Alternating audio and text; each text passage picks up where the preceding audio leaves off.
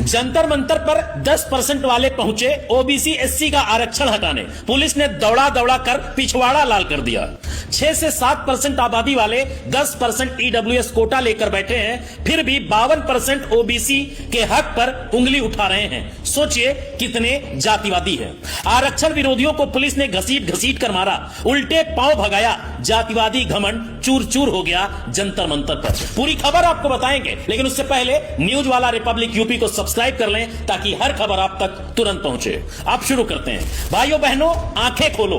21 अगस्त 2026 को जंतर मंतर पर जो तमाशा हुआ वो प्रदर्शन नहीं था, ये खुली जातिवादी साजिश थी। वो लोग पहुंचे थे आरक्षण हटाने। कौन? वही लोग जिनकी आबादी महज 6% बताई जाती है। उन्हीं को केंद्र ने 10% ईडब्ल्यूएस का कोटा पहले ही थमा रखा है, और आज वही लोग ओबीसी और एससी एसटी के आरक्षण के खिलाफ धरना देने निकल पड़े हैं। सोचो जरा, खुद 10% हड़प कर बैठे हो ईडब्ल्यूएस के नाम पर और दूसरों के हक पर सवाल उठा रहे हो। ये कैसा न्याय है? ये कैसा दोहरा खेल है? मंडल आयोग ने साफ लिखा है कि ओबीसी की आबादी 52% से ऊपर है। सरकारी दस्तावेज भी यही कहते हैं, लेकिन मिला क्या? सिर्फ 27, और वो भी 27 पूरा लागू नहीं है। एससी को 15, एसटी को 7.5, और तुम 6% वाले 10% लेकर चीख रहे हो और दूसरों को कहते हो कि आरक्षण की भीख मांगते हैं, आरक्षण हटाओ।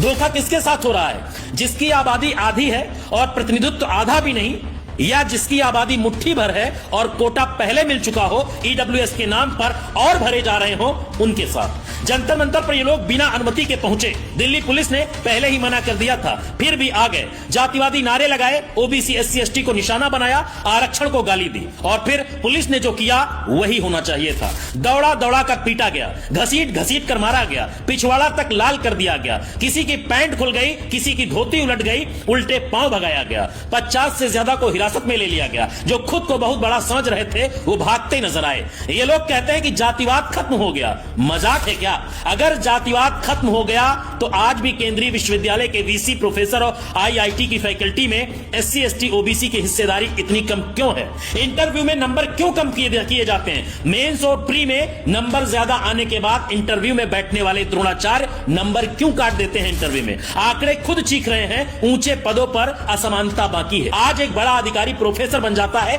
जाति के नाम पर आज भी उसके साथ डिस्क्रिमिनेशन होता है।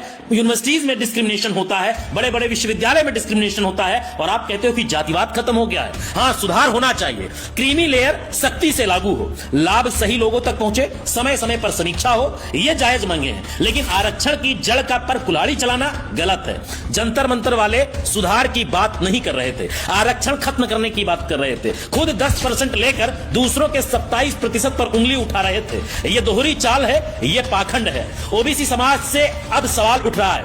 6-7% वाले 10% ले रहे हैं आरक्षण, तो 52 से 60% वाले 52% क्यों नहीं ले सकते? कब जागोगे आप? ओबीसी कब जागेगा? कब बोलेगा अपने हक के लिए? आज सबसे पहले खराब हालत सबसे ज्यादा ओबीसी की है। इसीलिए ओबीसी समाज से एक गुजारिश है, इस खबर से आपको क्या लगता है कि आपके साथ धोखा नहीं हो रहा है? अगर हो रहा है तो कमेंट में अपनी राय दीजिए और अपने लिए आवाज उठाइए, वीडियो को शेयर कीजिए, दूसरों तक पहुंचाइए, अपने लिए लड़िए। नहीं आने वाली पीढ़ी सोचेगी और कहेगी, पापा जब आरक्षण का विरोध कर रहे थे कुछ लोग, तब आप क्या कर रहे थे? आपने उस आरक्षण का विरोध होते देखा है। 10% वाला 6% वाला 10% ले रहा है, आप 52% थे, 27% भी आपको नहीं मिल रहा। चूतिया कौन बन रहा है? इस पूरी खबर पर आपकी क्या है राय? कमेंट में जरूर बताएं। मैं Mukesh Maurya, bureau report, news वाला रिपब्लिक।